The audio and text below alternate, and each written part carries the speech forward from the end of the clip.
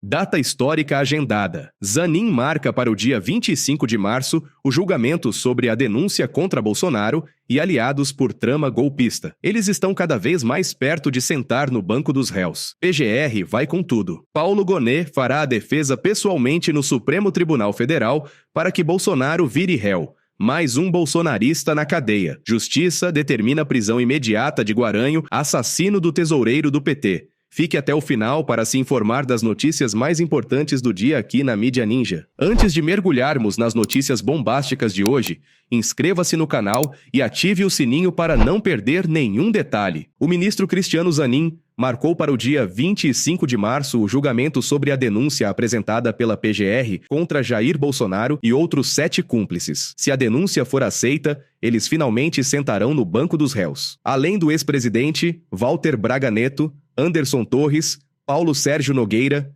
Augusto Heleno, Almir Garnier Santos, Alexandre Ramagem e Mauro Cid estão na mira. O ministro Alexandre de Moraes liberou a denúncia para julgamento após a PGR se manifestar contra os argumentos das defesas. Se os denunciados virarem réus, será aberta uma ação penal. A decisão final sobre a condenação da trama golpista será depois. Além de Moraes e Zanin, a ministra Carmen Lúcia e os ministros Flávio Dino e Luiz Fux participarão do julgamento. O dia do acerto de contas com a justiça está chegando.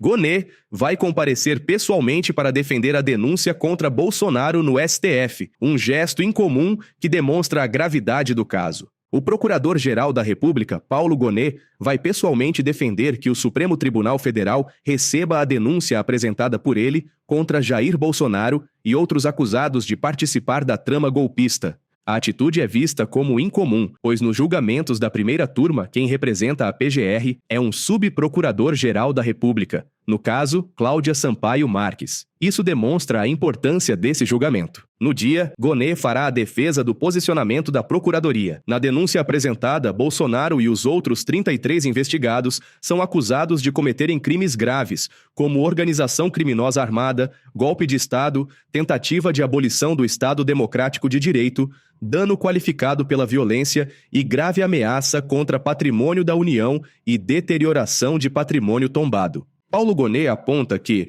a responsabilidade pelos atos lesivos à ordem democrática recai sobre organização criminosa liderada por Jair Messias Bolsonaro, baseada em projeto autoritário de poder. 20 anos na cadeia. Justiça revoga a prisão domiciliar do ex-policial bolsonarista. Agora ele vai pagar pelo crime em regime fechado. A Justiça determinou a prisão imediata de Jorge Guaranho para cumprir a condenação de 20 anos em regime fechado pelo assassinato do tesoureiro do PT, Marcelo Arruda. Após a defesa do bolsonarista alegar que ele precisava de cuidados médicos constantes, o que levou a uma autorização de regime domiciliar até uma avaliação médica, o Complexo Médico Penal de Pinhais informou que tem totais condições de prestar assistência a ele. O crime cometido pelo bolsonarista aconteceu durante a festa de aniversário de Arruda, pouco antes das eleições presidenciais de 2022. Guaranho invadiu o local e fez disparos contra Arruda momentos depois de gritar "Aqui é Bolsonaro".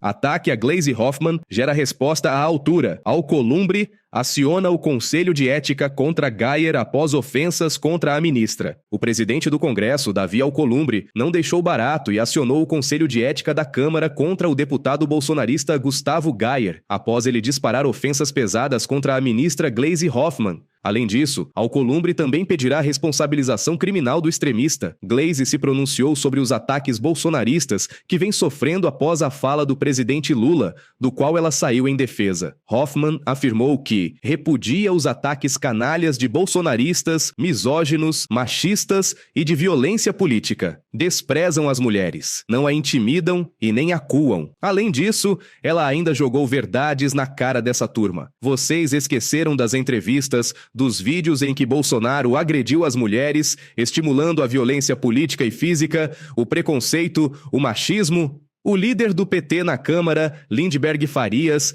também saiu em defesa e mandou recado aos bolsonaristas que vivem de ódio e ataques sujos. Na Câmara, a gente tem que ter o mínimo de respeito. Nós estamos no mês das mulheres e tivemos uma agressão violenta, de baixo nível, de uma figura desqualificada, como essa que a gente viu. Esse é o tipo de coisa que não dá pra aceitar. É com esse tipo de gente que a gente está disputando, infelizmente, é com o esgoto.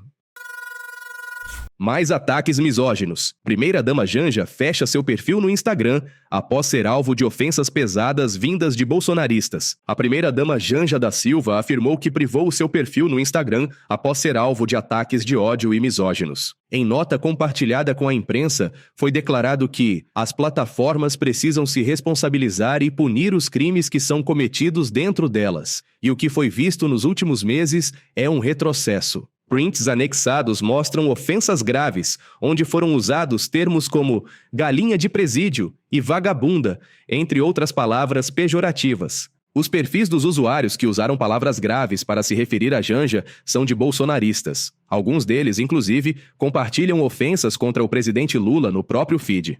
A nota também aponta que esses ataques misóginos são um exemplo de como um grupo de pessoas acha que as redes sociais são uma terra sem lei, e são comentários que muitas vezes possuem teor criminoso, que difamam, caluniam e ameaçam a segurança e integridade dela. Atualmente, a primeira-dama tem mais de 2 milhões de seguidores em sua conta no Instagram. Com o perfil fechado, ela decidirá quem aceita ou não em sua rede social. O texto não deixa de apontar o retrocesso nas diretrizes da Meta de Mark Zuckerberg, que controla as redes sociais. A própria Meta realizou mudanças nas diretrizes da comunidade, com medidas que mudam regras da empresa para combater a desinformação e o ódio, alterando especialmente diretrizes sobre gênero e deixando de punir criminosos. O comunicado declara que Janja, apesar de ser uma pessoa pública por ser casada com o presidente da República, tem o domínio sobre seu perfil no Instagram e o direito de decidir restringir sua conta temporariamente para reforçar a moderação dos comentários em suas publicações.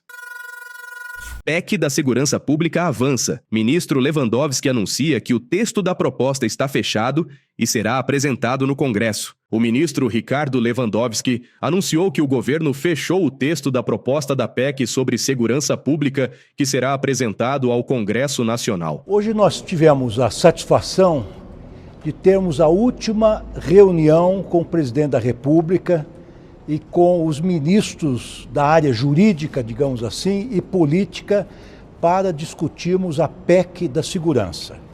Houve o consenso de todos os presentes que, depois de uma discussão ampla dessa PEC, não apenas com os governadores, mas com a sociedade civil e também com a própria academia, ela estaria madura para ser enviada ao Congresso Nacional.